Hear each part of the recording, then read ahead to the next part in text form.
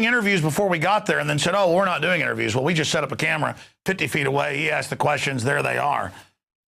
And again, the state police haven't even been on my radar screen, but now you are on our radar screen. Trying to imply we're not media, trying to imply, there we are with a microphone saying Infowars. And you're like, well, you're not on 590, because before they said, well, where are you broadcast? Always implying like we're not media. And we're like, well, 590 Channel 10. Well, you're not 590. I liken this to Weldon Henson, runs my shipping department. And he can fill up 500 people. He just played a couple thousand at the Houston Rodeo. But that's his night job. His day job is working here. And that'd be like if he packs the Continental Club whenever he plays there once a month. If somebody called up the Continental Club and said, Weldon Henson, who plays country music, does Weldon Henson work there? And they're like, well, no, but he plays here. Oh, he's a liar. He's not at the Continental Club. I mean, it's like some kind of game. And they're calling up like everybody over there going, Alex Jones and his people are misrepresenting that they work with you. I don't know. I just go to their events and speak at their events, and I'm on the radio there. Sure, I've got my own sprawling complex here. I mean, I'm on over 100 AM and FM stations. Again, it shows the system cannot deal with the fact that you don't have air superiority anymore. You're not just going to do this to us in the dark anymore. Buddy, we have millions of listeners a day. All right, yeah, but that doesn't count. You know, it doesn't count that on Alexa.com we're much bigger than MSNBC.com. You can go see it. Doesn't count. Doesn't count how many. Doesn't matter if I have 15 million listeners a week. It doesn't matter if I'm on the cover of Talkers magazine. It doesn't matter. It doesn't matter. It doesn't matter, because you are God. And you're going to call up and imply I'm a lying dirtbag. Oh, yeah, they determined you weren't media in Pittsburgh and arrested you. They said, oh, you're filming us, attacking people. We're going to let all the mainstream media out, but you're not media. Well, we're suing them. And they've already tried to settle with dude, but that's not happening. There was no settlement made. You're not media. You're trash. You're scum. Okay? You're not a big corporate New World Order outfit that reads off a teleprompter. In fact, Darren, during that report, he's like, do you got any talking points? Like you're going to give me those and I'm going to give you a sheet back. This is not real reporting. In the old days, government ran from reporters because they knew they were all there trying to get the muckraking story. That was the style of journalism. And news was exciting, man. It was like, you know, there was like every town, just the town, 60, 70 years ago, a town the size of Austin would have like 10 newspapers. There'd be 3 or 4 that came out at 5 a.m. There'd be one that came out at 10, one at noon, one at 5. Then there'd be the couple of evenings. That's why there's all these papers have names like Evening Standard.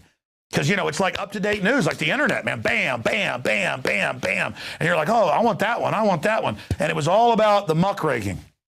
Now it's about lazy reporters. I've seen it in radio and TV. Just a press release comes in and they just read what government tells them.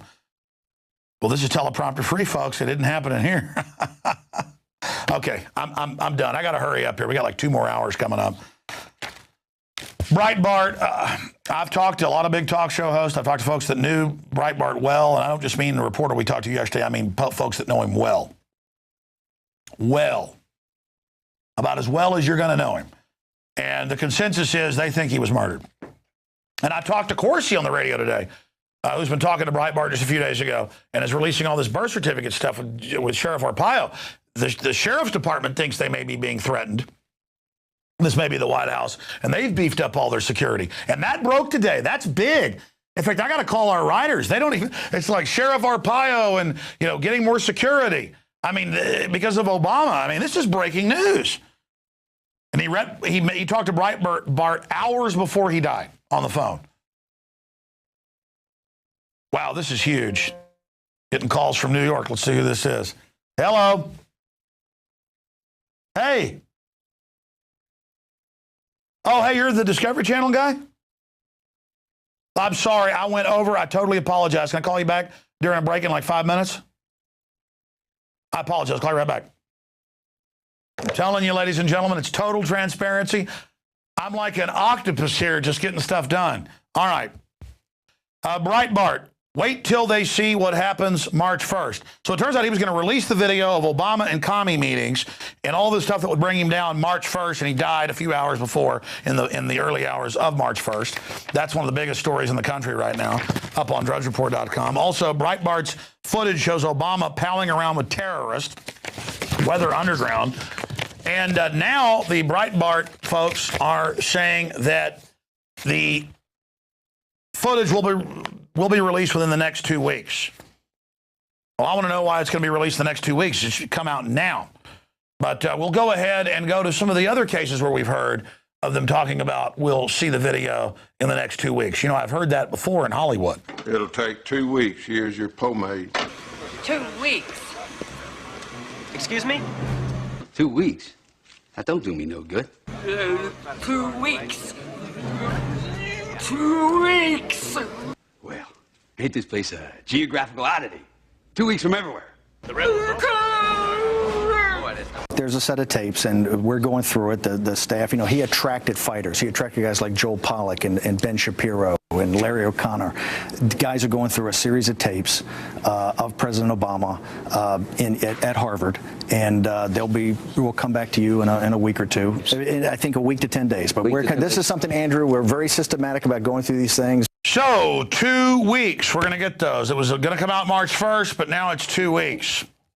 And I just realized we got breaking news here that Arpaio and Corsi and others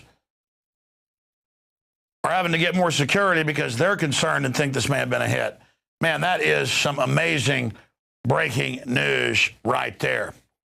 And with more on the mysterious death of Andrew Breitbart, we're joined by investigative journalist, former officer at the National Security Agency, Wayne Madsen.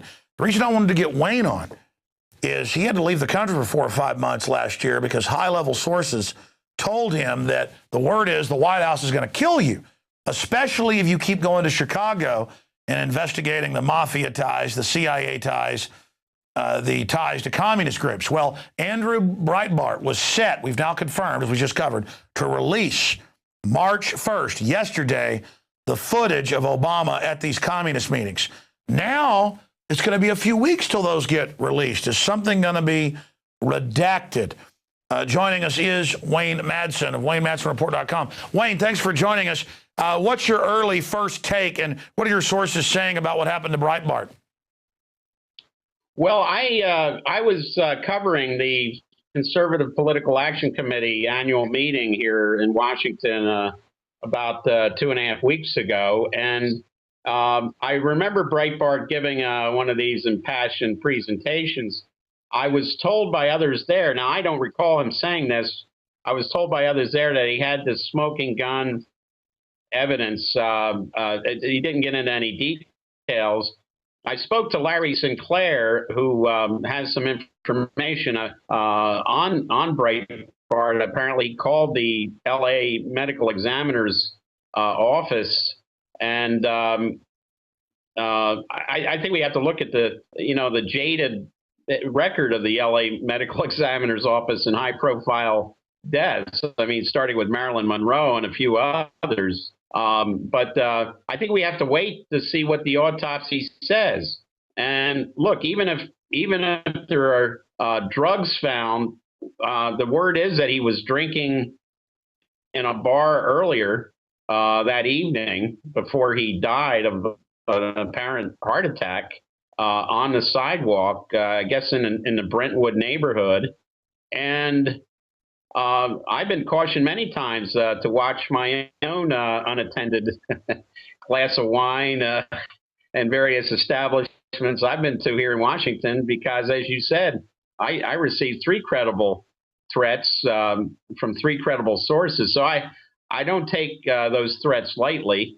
Look, the history, we've had some journalists in this country who have been murdered, starting with Danny Casolaro, who was investigating George H.W. Bush, and Gary Webb, who supposedly committed suicide. Both these were said to be suicides. Gary Webb had done a seminal work on the whole CIA cocaine importation business in this country. So, I don't take the fact that journalists who may be on the verge of something, dying suddenly, I say let's wait for the evidence.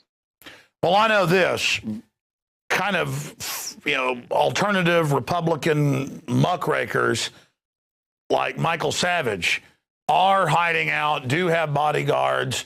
I knew this from private sources that never mentioned it, but now Savage has talked about the fact that he warned Breitbart when he met with him a few years ago to get bodyguards. The fact that I've talked to some other people close to Breitbart and that, they're concerned and think that this was some type of killing. I mean, look at what Obama's doing, the people that blackmail him. He's stealing trillions of dollars and giving it in special contracts to people. And we know the Republican and Democratic power structure fight with each other over the levers. We know Obama ran Fast and Furious, all these other criminal operations. So I think we'd be foolish not to look at this suspiciously. But yeah, he could have died of drugs, heart attack, whatever. The fact that it's the day he's saying he's going to release this stuff, and then now it hasn't been released, that just sends up big red flags for me.